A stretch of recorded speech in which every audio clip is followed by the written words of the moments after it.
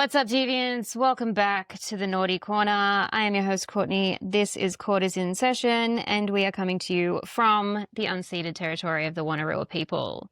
We are starting Q&A Got Cancelled, which, if you're not aware, Australia had a show called Q&A, where basically topics important to the Australian people would be discussed, where people in the audience would ask their questions of the panel, and there would be a panel of hopefully informed people in that area. Q&A got cancelled from r/relationship advice. Ooh. My fiance, 35 male, is against me, 30 female, buying us property as he wants us to live with his parents. Would you buy a house even if it means the end of a relationship? Yep. Like, in I this don't even need to economy, hear absolutely. I don't even need to hear the story. Yes. Yes, a house is worth more than a relationship. Yes. Stability in housing is more important than keeping a dude. Unless his family are squillionaires and he's set to inherit everything. He just has to keep in their good books for now. Well, I feel like that would be part of the context if that was the case. Like, I'd be like, that is the like only, they're super rich. Like, that is one of the only contexts where it is acceptable, is if you will then be inheriting the house that you will be living in. yeah. Sis, if you're getting that bag, do what And you gotta it's do. a nice house. If it's a fucking crack shack, no thank you. I'm going to go buy my own crack shack. Yeah. It'll be a better crack shack. It'll be a crack house. It'll be a crack home.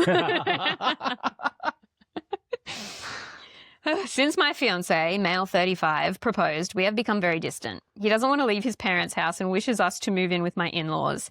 No plans to add a second kitchen or create a relatively private environment for us. I was studying for many years in different countries and used to live with plenty of roommates, but I feel like I need to finally settle and have some nest for my family only. Also, he pushes me to get pregnant as soon as possible, as he is 35 and it's about time. I'm 30 but not ready for kids, especially under this pressure. Nor do I want to live with the in-laws. They are good people, they love me, but I feel like walking on eggshells when I am visiting them. All I ever dreamt of was my own house, and I have saved a solid sum to buy one, even though it still needs more investment before we can move in. There's a problem. I have never been so close to my dream, but I am also torn between my fiancé, who is stubbornly against me buying anything. According to him, he doesn't want to live in a property bought with my money. That's hurting his ego. However, he does not agree to rent one together. If I get my place, I believe we are over. What would you do in my shoes? Fucking walk. I'm sorry, if you ever told me doing something, like me getting something for myself was harming your ego, I'd be like, well, Not then clearly you don't have one. Like, just I need for yourself, but you're willing to do it for the both of y'all, for both of your futures, and it's still hurting his ego. And just fucking leave. Ben frequently makes the joke that he is a kept man. I know for a fact I'm going to be a house husband. No, like he's straight up just, my best friend is doing amazing. That's my best friend. I love my best friend. Go best friend. Any sort of ego, it's like, You check that at the door if you can be a kept man. No, it's less about That's that great. and more the fact that every fucking day of life is hard. Being a homeowner where you've got to keep everything maintained is fucking hard. Raising kids is fucking hard. Working a job every single fucking day to bring any sort of money in is fucking hard. We're too busy to be considering, like, all of the money is just going into the same account anyway. So it's like, where did this come from? Who fucking cares? We need it to pay bills. Just pay the bills with it. Like, it's never even a question or a conversation. It's also fiance. You guys are married. Yeah, at the time I bought this house, we weren't. Yeah, fair. Well, I was. Just I mean, to not be fair, him. Ben has also openly told me he would never have been able to afford a house had you guys not been together. Yeah, which is just Which in this a economy, shit banking system. fair. He'd come back from a long time of traveling. And Yeah. so because he'd only been working for a short period of time, even though he was earning more than enough to cover a mortgage, the bank couldn't consider his income due to how short a period of time he'd been working that job, because he'd just come back to our town. My income was the only one that could be considered, which is why I'm the only one on the deed. But that's really not, it doesn't matter. Like, at all times, it's still been exactly the same thing. All the money we have goes into all of the bills we have. That's just how it works. Like, at most, it's you have so much money that you can just buy whatever the fuck you want. So when it comes to like Christmas or Valentine's Day or your birthday, it's really fucking hard to get you anything because you just buy whatever you want for yourself. And I'm like, valid. Like, Have you seen my Temu cart lately?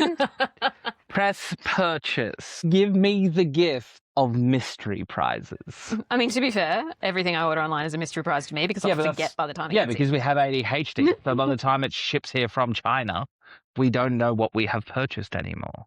Yeah, but too long didn't read. No, dump that dickhead. He also seems to me to be the type that he's living with mummy and daddy still at 35 because mummy and daddy do everything for him. Yeah, but And I he's feel looking like to he would lock still her down as a housewife because he would be expecting her to do everything for the child once it comes. Yeah. Because that's how he was like raised. that pushing for a pregnancy. It's like, bro, you live with your mum. She's talking about visiting them, which means they don't even live together. Correct. I get that people's timelines all look different, like whatever the fuck. Like, I lived with my I was parents marrying until Ben 2 years before ago. I was divorced. So it's that timeline is somewhat flexible, but yeah, you cannot effectively parent a child together as a couple if you're not living together. Correct. And the idea of going through such a massive transition of having a baby and learning how to be a parent. Whilst living in your... Well, just while fucking living parent-in-law's with house. anybody is automatically going to be difficult. If she's feeling like she's walking on eggshells now just visiting. Yeah. My titties were out for the first 6 months. I need you. No, fuck that, man. My mother-in-law was hanging around the house quite a lot in those early days. But Yeah. again, we had that relationship where I was like, I don't fucking care. Like, she can see my tits. Like, if you don't, They're just tits. like, if you don't want to see them, Sharon, like, you're welcome to, like, leave or turn around or, you know, exit the room or whatever. Yeah. But I have no qualms about that because that was the level of intimacy we had in our relationship at the time. It would be weird if I was just walking around the house with my tits out now without that context. Correct. She'd be like, okay, Courtney, what's happening? And be like, my nipples are sore. Okay, as you were. Like, She'd also had 2 kids and fully understood. yeah, well, back then, probably not. Just because, you know. Oh, I more meant like the aches and pains that come with the pregnant titties. Like, I'm sorry, you want me to have a baby now that I'm not ready for while denying me the accomplishment of stabilizing my housing future while also forcing me to live with people when I don't have to, all for your comfort and ego. Like, Yeah. I'm sorry, if you're getting all of that, That's a weak what man. the fuck am I getting? His dick better be good. Because if he's giving her a mediocre dicking at the same time, the writing's already on the wall. I mean, I feel like if anything, it's going to be the reverse because what the fuck is she hanging around for otherwise? Yeah. Why that's is what she I'm asking this saying. question? Better No, be girl, like run. The gold medal of dicks. Yeah. What would you do in my shoes? Girl, I'd run. Run. Girl, bye. You make sure there's a joggers, fucking run. No. Absolutely not. You just tell him you don't need to get pregnant to have a child. You've got one that you're currently sharing with his parents. You are co-parenting your fiance with his parents. Yep. That's Yep. fuck. Fuck that guy. I would rather shelf a cactus. Do you mean shelve? Yeah, shelf it. Shelve. It's a V. Noun is the shelf. Yeah. Shelve is the adjective. Wait, no, that's a describe it. Verb. Verb is the doing word. The shelve is the verb. Me teach English? That's impossible. We have another new segment, and I've called it This DNA Ends Here. I don't like change. Hopefully it ends with Jackson and whatever her name was. So, this DNA ends here. My brother-in-law is the reason why my husband left me. I don't know what to do now. This almost sounds like And they for room. like my brother-in-law insists that my husband stole me from him. Like, Son 1, son 2. yeah. Yeah. Like it's giving similar vibes. Oh my God, what if they're cousins? Brothers. I, 38 female, met my brother-in-law, 38 male, at uni. He asked me out in our first year and I refused. He called me the C word and that I am shallow. My best friend told me it was harmless comments from a drunken guy who got rejected. Cunt, if you call me a cunt and I didn't fucking earn it, I'm slashing your tires. Rejection is the last thing you gotta fucking worry He about. didn't call with you me. a cunt, he called her a shallow cunt. Well, he's called her the C word and that I am shallow sounds like you're a cunt and you're shallow. Like if anything, the cunt is the deepest part of me. The depthness of my cunt matters not in this situation. I never thought myself shallow. It was his demeanour and awkwardness that was off-putting to me. Anyway, he proved my friend right, and other than these comments, I've never felt uncomfortable during my uni years because he never bothered me again. Not even looked my way. Next time I met him was when my baby sister, female, 28, introduced him as her boyfriend. I didn't even recognize him at first because it was like 9 to 10 years since that day he talked to me. He was visibly annoyed I didn't recognize him and called me a liar. The family was skeptical at first around him, but he seemed to treat my sister right and she seemed happy. He is very rich. Taking her all over the world, and he seemed kind too. They got married, and after a year of dating, they have 3 children. I'm assuming after a year of dating, they started having kids and now they have 3. Yep. Unless they had triplets. Or twins. I met my now ex, male 45 years ago, and the only odd comment from my brother-in-law was that I was still shallow and superficial as I was in uni. At the time, I took it as a joke, but in hindsight, when I found out the truth and started thinking back looking for red flags, this was probably a big one. He never showed any signs that he disliked my husband, and he was always decent enough, and his indifference to have a close friendship with my husband, and I didn't seem odd because he was always a recluse. A year ago, my husband came home and accused me of cheating, and he had evidence. The guy contacted him and he had nudes of me, etc. on his phone. A guy told my husband that he didn't know at first that I was married, but as soon as he found out, he contacted my now ex. He even apologized to my husband. I've never met this guy in my life. Nothing I said or did made my husband believe me. He left me and our divorce is pending. Then yesterday, that guy contacted me. He apologized for what he did and told me he's friends with my brother-in-law. He sent me conversations, endless conversations with my brother-in-law that he'd had about me for years. He has never forgotten that I, in his words, didn't even give him a chance and only judged him by his looks. He called me the C in the chat. Both group chats with his friends, but mostly with this guy. They planned this attack and my brother-in-law somehow got access to my photos.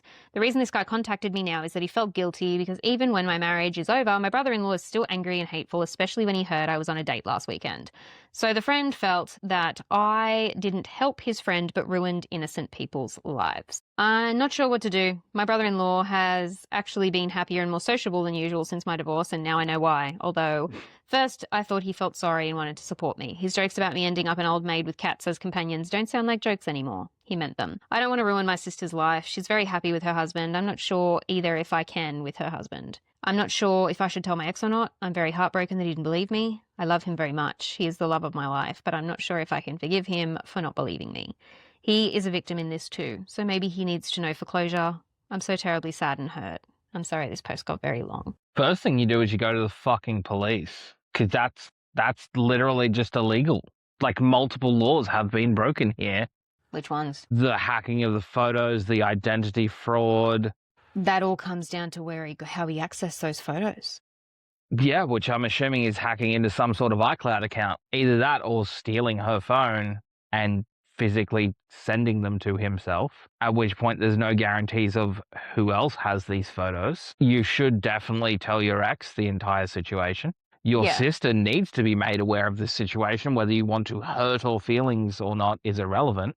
This guy is very clearly a fucking monster, and she needs to know exactly who she's with. If she chooses to stay with him, that's her choice.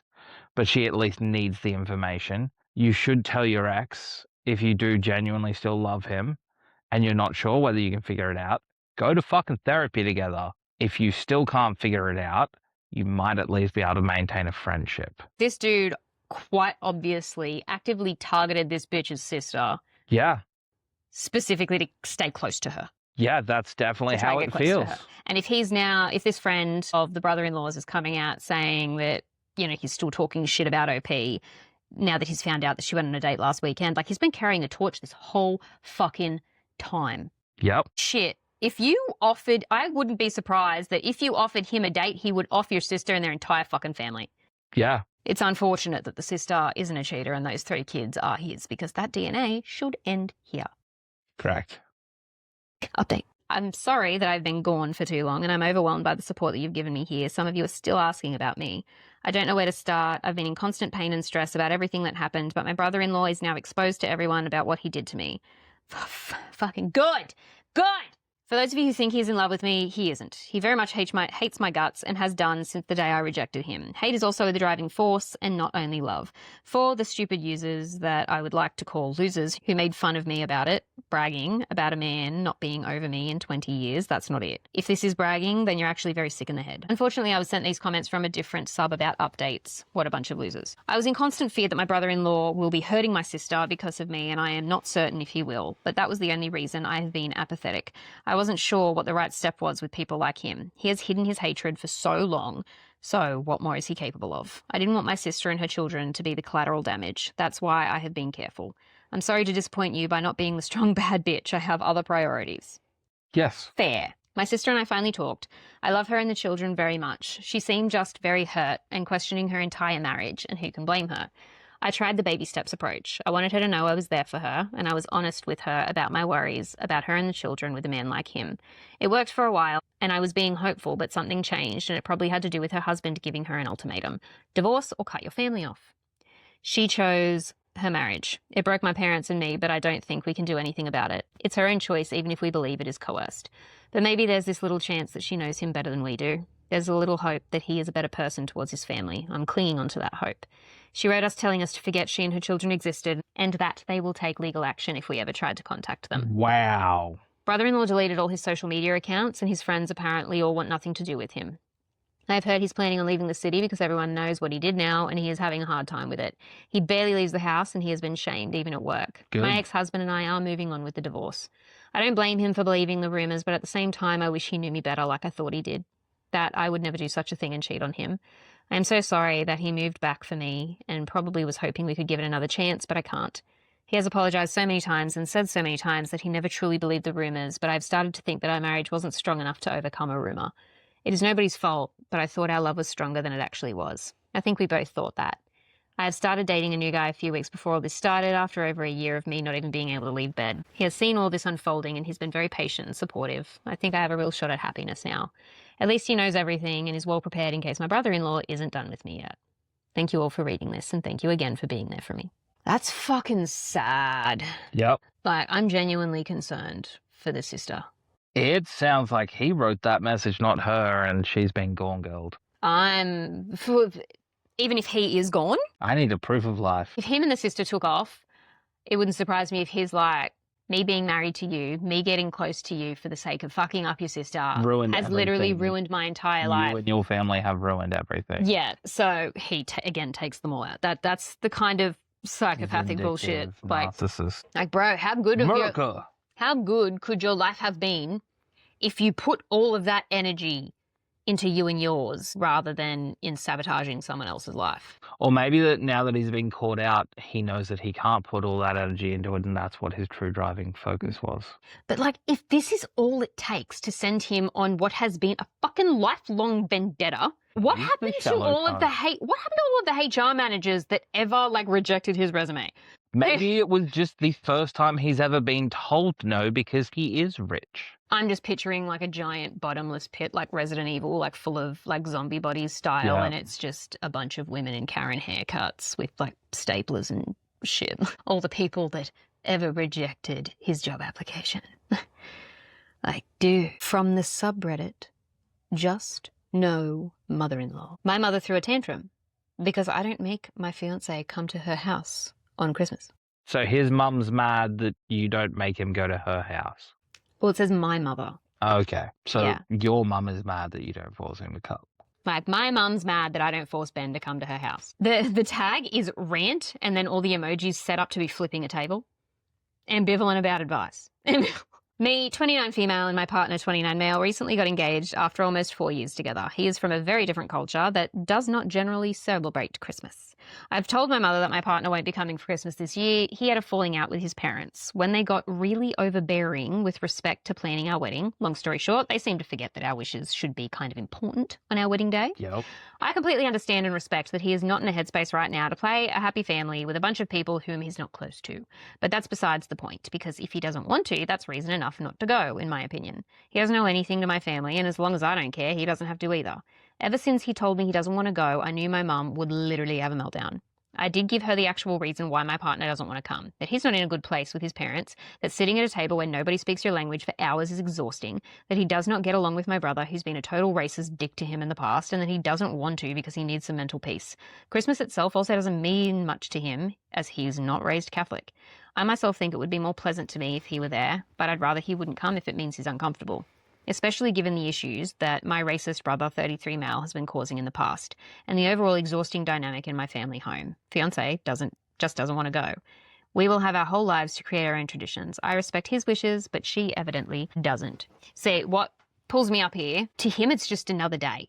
Yeah. So it's also not putting him out to be like, you're choosing your family over me on Christmas, because it's just, you're going to see your family. He's also on a not Tuesday telling night. you not to go. He just doesn't want to go, and that's perfectly fine, especially since this is very clearly a lot more than just he's not talking to his parents right now. Your family sounds like just as much of a nightmare. So I don't even know why you want to go. Well, we have far more context of their nightmare. All we know is he's not currently speaking to his parents. Because we wanted blue tablecloths and they demanded red and would not pay for blue. I just feel like it would be very different if Christmas meant something to both of them. Correct. So the fact that it doesn't mean shit to him means that in his mind he's not losing out on anything. Yeah.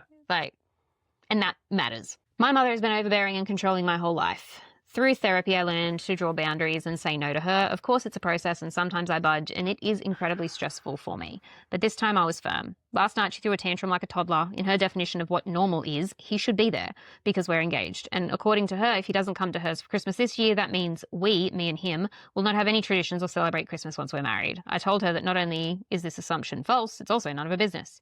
She stated that nothing bad ever happened to him at their hands, so why wouldn't he want to come over? However, this assumption is false again, and I pointed it out. When we started dating, they, my mum and dad, who is very passive, have explicitly told me to break up with him or else because he's not white or Catholic, and when I refused, they shunned me for a few months. She also called him some elaborate slurs that were meant to be funny right to my face. When I pointed that out, she said if he was hurt about this, that was my fault because I told him about that instead of keeping my mouth shut. I'm not sure what to think about this. Seems like they expect me to put them before my partner and cover their asses. She also started talking about how she doesn't want me to be alone in my relationship and she's only looking out for me, and how she always does her best to keep me safe and happy, which is false again. Many times her support would end whenever I started deciding for myself and not letting her decide for me. This shunning action happened a few times already. It's nothing but conditional, and I never indicated that I feel alone in my relationship. She just sits around and thinks too much about things that are none of her business. She's grasping at straws to convince me to convince him. I just won't do that. I refuse to ever put her before my partner.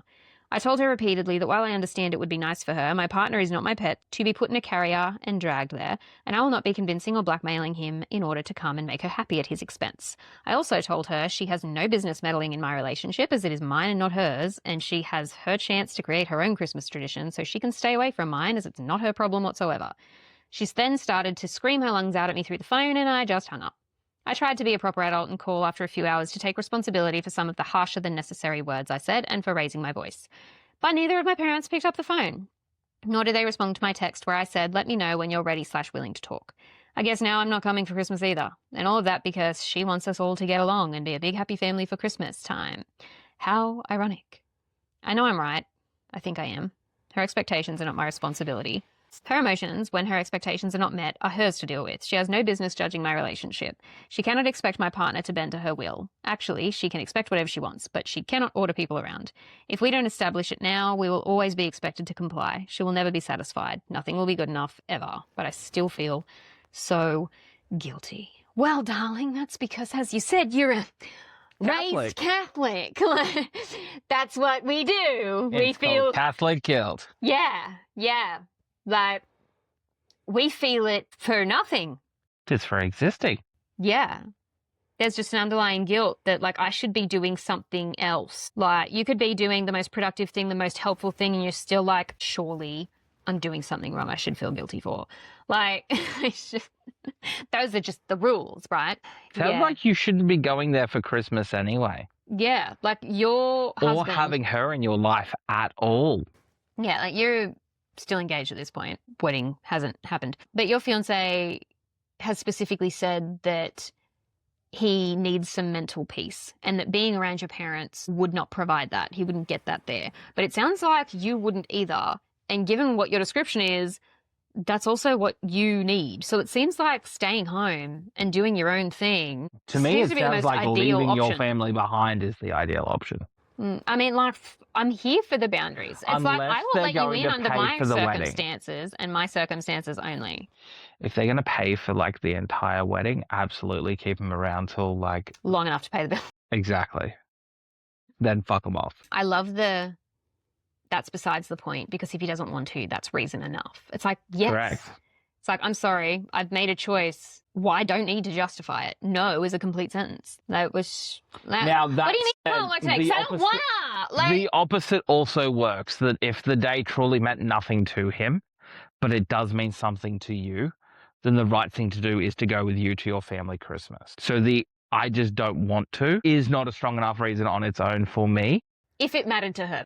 If it mattered to her, correct. Yeah. The fact that it doesn't really matter to her because honestly her family sounds like a fucking nightmare. Yeah. That's a perfectly good enough reason, but people automatically suggesting that the whole, just because they don't want to do something is a good enough reason. That's bullshit to me. In that hypothetical, though, I would consider her the asshole for expecting it anyway. Because I'd be like, knowing how your family treats him, I would never consider putting my husband through that. Oh, correct. That would feel like emotional manipulation. Well, Christmas doesn't mean anything to you. It's really important to me. So surely you should come with me on Christmas. And it's like, okay, that logic is sound. But putting me in an environment where I'm going to be racially harassed for hours on end. Yeah, that's not okay. And I wasn't saying that it was. I'm just saying a lot of the time people argue that the point of someone just not wanting to do something is stronger than anything else, which is what I don't agree with. In the dynamic of the relationship, like of a marriage, yeah, absolutely. In this case of the mother and daughter, it's like, tough shit. Yeah. Like, the fuck you gonna do, around me? Like, yes, get in your room. Fine. She's Catholic. She probably still can. Goes to her room, lays on the floor, and just starts kicking the back of the door. Like, well, you're going to treat me like a kid. But no, it's just these are the kinds of mothers-in-law that eventually die alone. No, they're Catholic. Her husband will die with her. No, because the quiet husbands are always the ones that are absorbing all of that stress. They specifically stay quiet and they repress fucking everything because until they die. He's going to die of a heart attack in, it doesn't say how old her mum is, but yeah. At least 15 years before she died. Brother's 33, so I reckon dad would be between like 52 and 54. I give it within 3 years, he's gone. And then that mother is going to come around and it's like, well, you've got racist brother that you can live with. Yep, because you're clearly also racist. Yeah, like you'll get along great. He's obviously going to want you can go vote for Trump together. Yeah, and that'll be a great dynamic that'll work out well for yous because, he's going to expect like laundry and meals and shit. So I can't get over the rant with the emoji of like the flipping the table. Yeah. Like just emoji drawings are incredible. They do not get the hype that they deserve. I feel like you also just picked the most horror stories to do with me because I've watched the other episodes and they all feel a lot lighter and cum-raggy compared to this one. Honestly, it is all completely random. I am literally I'm only grabbing stories that I am hoping will fit within a certain time period. Yeah. I'm never actually going back over the stories to figure out what they contain. Because I can take it. I did literally scroll past the last segment I'd done because it was full of Tumblr Time segments that me and Ben have always discussed. And I'm like, well, I can't use that one. That one's got to be with Ben. And yeah, sure enough. I need the dark nitty-gritty tea. I will find light hilarity-based stories for our next one. The previous episode had one. The Michael Sheen, yeah. Yes. Thanks for joining us, guys. We'll see you next time. As we slowly descend further into insanity.